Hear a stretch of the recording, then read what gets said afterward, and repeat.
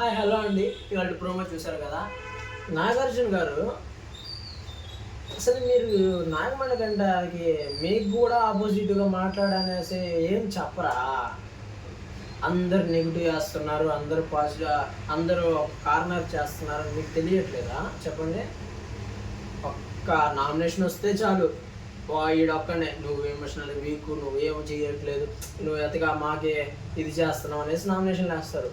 Weekend వచ్చేసిన తర్వాత నాగమణి కంటే వీక్ ఉన్నాడు, నాగమణి కంటే ఇది ఉన్నాడు అనేసి కార్నర్ చేస్తారు. ప్రతి వారం చీఫ్గా గెలవాలనుకుని ప్రయత్నిస్తాడు. వాడికి సపోర్ట్ ఎవరో ఆన్నెవరు అది చేయలేరు.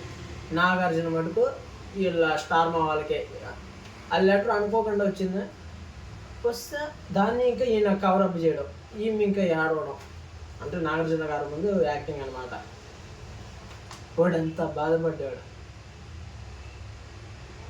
నాగమణికంట నాగార్జున గారు తన బాధ మీకు కనపడలేదా? మాకు కనబడేది ఇంత చూపిస్తారు. ఒక గంటలో 24 గంటల్లో ఇంకెంత జరుగుంటుంది కదా.